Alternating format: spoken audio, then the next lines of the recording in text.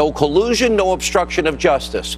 The long-standing 2+ year narrative of the media, mob, and the Democrats, it was nothing more than a hoax. It was contrived and built off of irrational hate and this psychotic rage perpetrated by those who first wanted to ever prevent Trump from becoming president, but had an insurance policy to destroy his presidency in the event that he wins at any cost, even if the heart and soul of this country was ripped apart in the process, and our Constitution. For years, you, the American people, you have been deliberately lied to. You have been deceived on a spectacular and frankly historic level.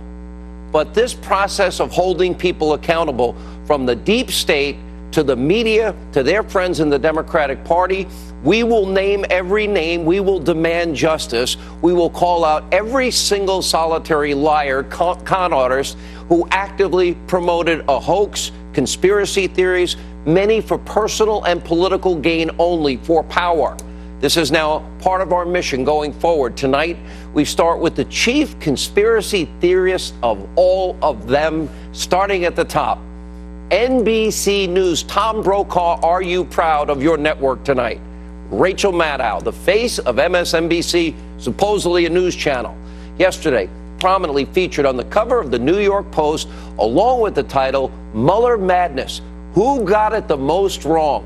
Well, they actually put up brackets of the media's numerous collusion conspiracy theorists. As you can see, oh yeah, she's the #1 seed. By the way, you can see my filled out bracket on Hannity.com.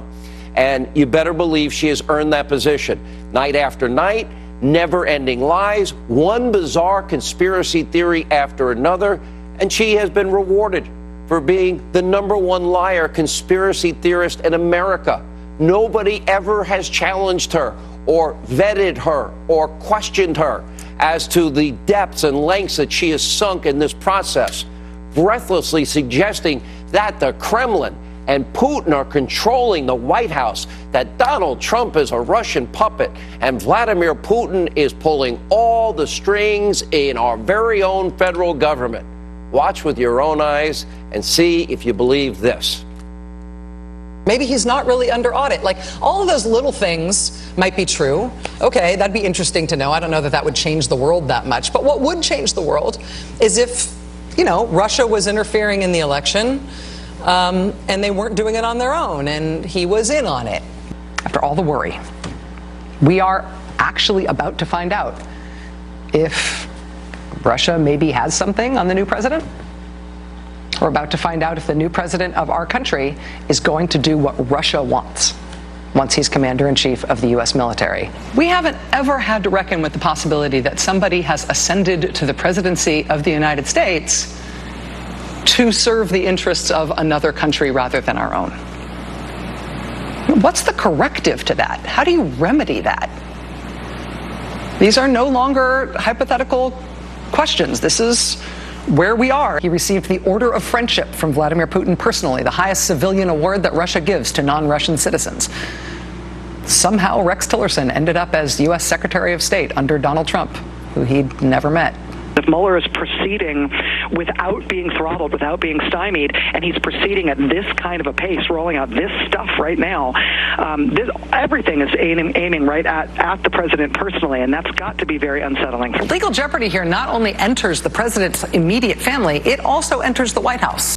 The face of NBC News. Now, my question to viewers, how does it feel to be lied to day after day, hour after hour? Have you had enough?